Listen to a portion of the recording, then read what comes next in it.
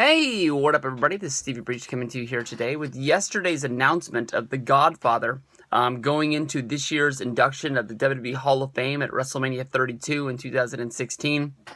I guess we can sort of put the rumors of Daniel Bryan being inducted into this year's class to the back burner. I know that last year they waited to announce Kevin Nash as going into the Hall of Fame until I believe the go-home edition of Monday Night Raw. The so-called main eventer of the Hall of Fame class was the last guy that was named. Some people said that was because Kevin Nash was sort of negotiating that he wanted the name Kevin Nash to go into the Hall of Fame instead of what Vince wanted was Diesel to go into the Hall of Fame.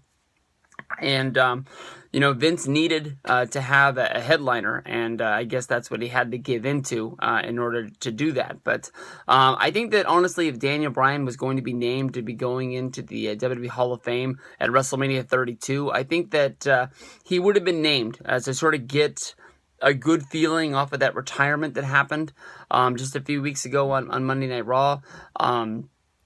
Daniel Bryan is a great wrestler. He was one of the best. He gravitated with the fans and pulled together to have the yes movement.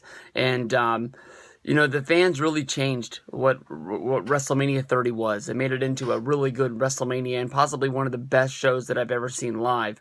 But, they couldn't do that if the wrestler wasn't as good as Daniel Bryan was. I mean, we could go out there and start cheering for Zack Ryder again tomorrow, and look what it did to Zack Ryder in 2011. He got that YouTube movement behind him, and people started buying his shirts, people started buying his headbands, people started buying everything. But, I mean, that only got him, elevated so far to winning the United States Championship. But WWE knew that Daniel Bryan had what it took and took it all the way to the end. And it's sad to think about Daniel Bryan's career with the fact that he finally gets to win the championship at WrestleMania. Only so many guys have had that moment of main eventing at WrestleMania as well as winning the championship and closing out the show. This is something that CM Punk fought for years and was never able to do. And, after that, he did have the match at Extreme Rules where basically he, beat Kane in that, what was that fight called? Just a Falls Count Anywhere or Street Fight or whatever the heck it was. And, after that, Bryan, suffered one thing after another with the death of his father, him getting married, and then, him, getting the word that he was going to have neck surgery, which ended up being the thing that prolonged his career. It took him almost a whole year before he was able to get back in the ring right before Royal Rumble, wrestling Kane on those two SmackDowns, and then, being in the Royal Rumble, and then wrestling the match against Roman, winning the Intercontinental Championship, and then it all being over for him again after he suffered a concussion due to Sheamus. People have blamed Sheamus, but if he would have got, if he didn't get injured wrestling Sheamus that day, it probably would have happened somewhere down the road. It's not like he never would have suffered another concussion in his career. The way that Daniel Bryan wrestles is a very physical style, and if it didn't happen that day, it would have happened the next day or the next day or the next day. Anytime he would have stepped in the ring, so you can't blame Sheamus, I don't believe.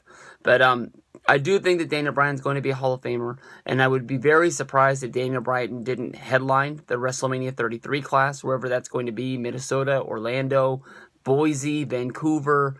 I think that's where they're going. I mean, Sting is a good Hall of Famer, to main event this class, and you don't want to really make this class too strong where it weakens it for the next few years, because if you really think about it, how many headlining Hall of Fame guys do you have? You don't want to have classes that are headlined by the $1 Million Man again. I think that, in the tank, you've got Daniel Bryan, you've got Goldberg, you've got The Rock, you've got, Triple H, The Undertaker, and then the names start falling off. I made this joke earlier, but I mean, like, Psycho Sid is easily a guy that could be headlining a Hall of Fame class in the next 5 years. With him being a champion in WCW as well as WWE, they'll always come up with some sort of a video to try and spin it to him being one of the best superstars of all time. And I go back and I watched WrestleMania 8 the other day, and Sid was great. he did his job.